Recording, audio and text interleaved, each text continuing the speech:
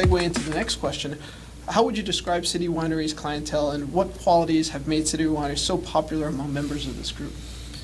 Well, we've certainly raised the bar in terms of the concert-going experience. And at the same time, the music industry has adjusted because with music, the recorded music industry essentially dying on some level, and music being a commodity out there where it's given away for free. What's really grown tremendously, besides publishing and some of the back end and finance of the creation of some work, but is the live concert space.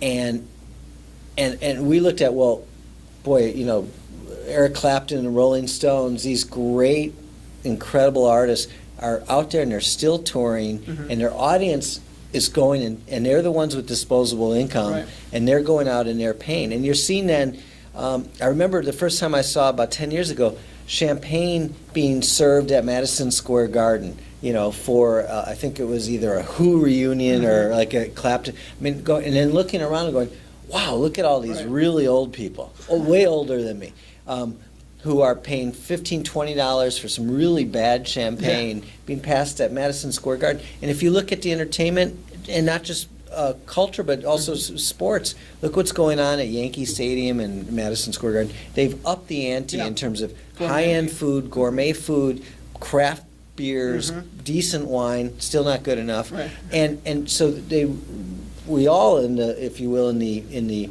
hospitality business have to kind of cater to in some places to a higher, more refined audience. Right. We're doing that on a more intimate, basis, and rather than trying to create a big place, trying to create multiple locations in markets that I know there's a refined audience, a sophisticated crowd.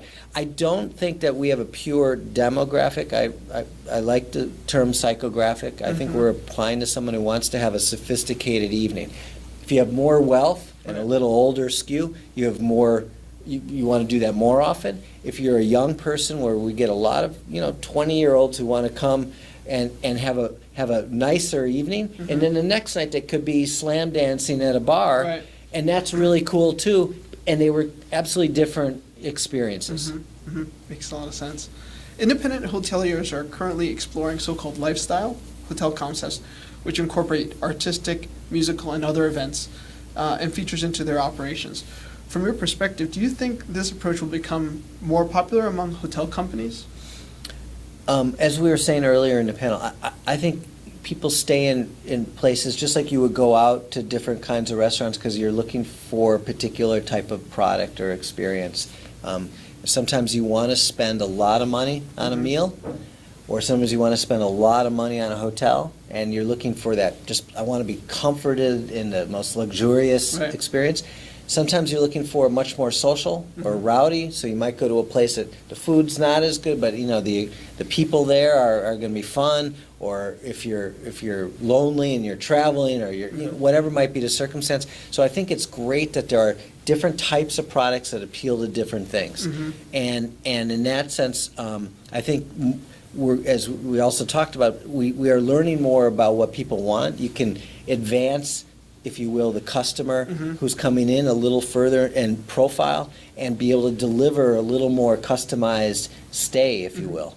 And in that sense, I'm excited for the way business is going, but certainly us in the hospitality business, whether it's a restaurant or a musical performance or a hotel stay, we can get to know our audience a little better and help customize, the experience. It can go beyond that. I want skim milk in my coffee delivered at my room versus 2% or whole milk. To only have cream as my only option. Right. I think we can go beyond that. Yeah, right. Well, great. Thank you, Michael. Thank you very much for your time.